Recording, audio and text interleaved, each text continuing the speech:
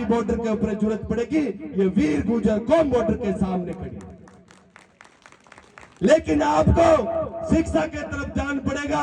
वो जो शिक्षा की कलम से वो ताकत लिखी जाती। स्वर्गीय राजेश पायलट साहब कहते थे कि मेरी गांव की बेटी और बेटा पढ़ लिख कर देश की उस नीतियां, जहां नीतियां बनती हुआ नहीं बैठेगा जब तक किसान कौम कुछ नहीं करेगा।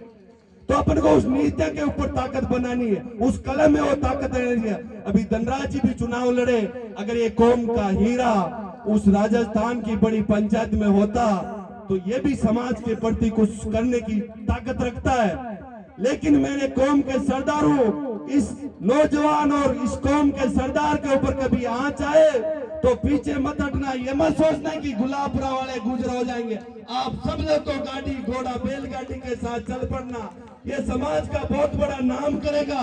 मेरे को इस नौजवान और भाई साहब के ऊपर बहुत उम्मीद है। मैं इनका वचन सुनता हूँ यूट्यूब पे, तो इनका जो भगवान बगड़ाउतू की जो कला सुनाते हैं, इनके रूम रूम में वो ताकत है। एक इंसान का, एक शरीर का एक रूम रूम में वो करंट आ जाता है। जो मैंने तो इनके वो पासरू से, मेरे कोई परिवार में कोई राजनेता नहीं है, लेकिन आपके आशीर्वाद से, इस देवनारायण के भगवान से भी मैंने चुनाव लड़ा के वो दिल्ली का आया था कि मैं गुजरों का बोला 10 साल तक इस कौम को लात से पोगा उगानी थी, किसी कौम के सरदार का भला नहीं किया। इस नौजवान ने मात्र 9 दिन में उसका बोरी बिस्तर बांध के दिल्ली भेज दिया कि गुजर कौम है, अगर इस कौम का भला करेगा तो तेरे को परमानेंट विधानसभा में बिठाएंगे। लेकिन तू इस कौम का शोषण करने आया, इस कौम का नामुमकिन निशान मिटाने आया।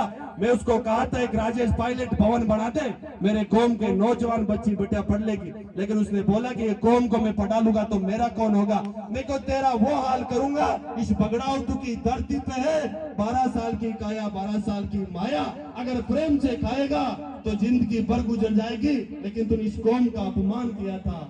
जब राजेश पायलट का बेटा मुख्यमंत्री बन रहा था तो वो भी जैसलमेर में था।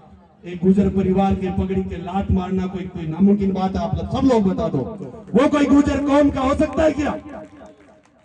अगर ये बुजुर्ग आदमी पगड़ी लेके बैठा है और कोई तलवार लेके मारने आए तो पगड़ी सिर में रख देता तो उसकी मौत बच सकती। सही ने कहा थे ना मेवाड़ में, तो उस पगड़ी का मान सम्मान नहीं रखा। साथियों, बहुत लंबी बात होगी, क्रांतिकारी हूँ, जज्बादारी हूँ, लेकिन कुछ आपको गलत कहा, हाथ जोड़ के माफी चाहता हूँ। लेकिन मेरे कौम के सरदारों, एक बार और आपसे अपील कर रहा हूँ, आप जितने भी जोड़े हो मत करना गलत काम।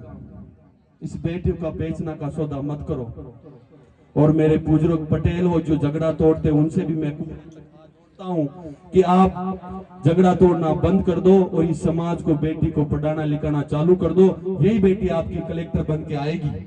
अगर एक बेटी गांव में घर में पढ़ी लिखी होगी और बाप हमेशा खेत में जाएगा, ट्रैक्टर चलाएगा, मोटर चलाएगा, अगर वो माँ अपनी